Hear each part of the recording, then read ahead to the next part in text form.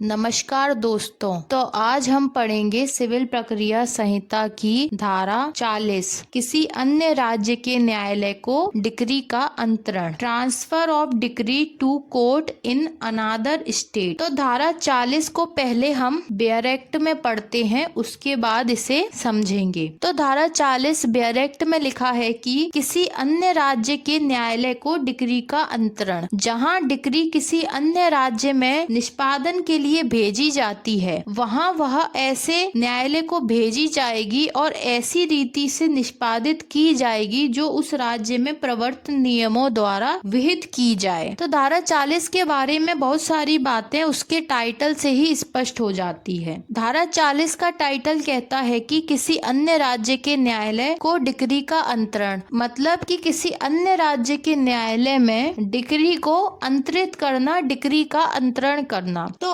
अभी तक तो हमने धारा 39 में पढ़ा कि डिक्री का निष्पादन करने के लिए डिक्री को किसी अन्य न्यायालय में भेजना, तो वह अन्य न्यायालय उसी राज्य में स्थित होता था या उसी राज्य के किसी अन्य जिले में स्थित होता था। लेकिन धारा 40 बात कर रही है कि डिक्री का अंतरण जिस अन्य न्यायालय को किया जा रहा है ताकि डिक्री का निष्पादन करवाया जा सके, वह अन्य न्यायालय किसी अन्य राज्य में स्थित है। तो वहाँ कैसी स्थिति होगी? वहाँ वह ऐसे न्यायालय को भेजी जाएगी, वहाँ पर ऐसी डिक्री ऐसे न्यायालय को भेजी जाएगी जो किसी अन्य राज्य में स्थित है और ऐसी रीति से निष्पादित की जाएगी जो उस राज्य में प्रवर्तन नियमों द्वारा विहित की जाए। और उस डिक्री का निष्पादन, उस डिक्री को एग्जीक्यूट करवाना, निष्पादन करवाना, लागू करवाना, तो वह इस तरीके से लागू करवाई जाएगी जो कि उस राज्य में प्रवर्तन नियम बताए गए हैं। मतलब उस राज्य में जो नियमों को बताया गया है, उन्हीं नियमों के अंतर्गत रहते हुए उस राज्य में डिक्री का निष्पादन किया जाएगा। तो धारा 39 और धारा 40 में हमें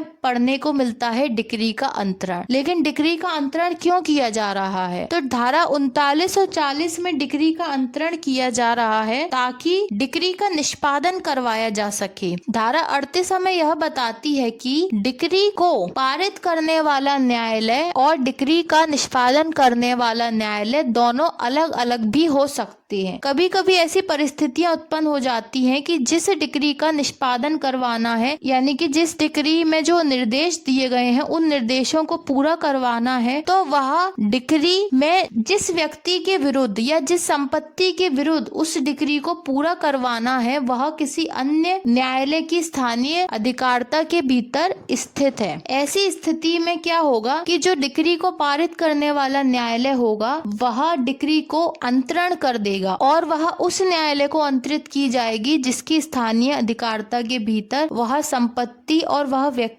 स्थित है जिसके विरुद्ध वह डिक्री पारित की गई है। तो इस तरीके से हमको पता चलता है कि डिक्री को निष्पादन करने वाला न्यायालय और डिक्री का अंतरण करने वाला न्यायालय दोनों अलग अलग भी हो सकते हैं। सामान्य तौर पर तो यह माना जाता है कि जो न्यायालय डिक्री को पारित करता है वही न्यायालय डिक्री का निष्पादन करता है, लेकिन यह व्यवहारिक रूप में नहीं होता। कई बार ऐसी परिस्थितियां आ जाती हैं कि डिक्री को पारित करने वाला न्यायालय उसको उसके निष्पादन के लिए किसी अन्य न्यायालय की स्थानीय अधिकारताओं के भीतर अंतरण के द्वारा भेजता है। तो किसी अन्य राज्य के न्यायालय में भी डिक्री का अंतरण किया जा सकता है ताकि डिक्री को निष्पादन किया जा सके, लेकिन वहाँ पर डिक्री के निष्पादन के लिए वही नियम कानून लागू होंगे जो कि उस राज्य में पालन किए जाते हैं। उन्हीं नियमों के अंतर्गत रहते हुए डिक्री का निष्पादन किया जाएगा। धारा 40 को हम संक्षिप्त में समझ लेते हैं। धारा 40 हमें यह बताती है कि अगर डिक्री का अंतरण किसी अन्य राज्य के न्यायालय में कर दिया जाता है तो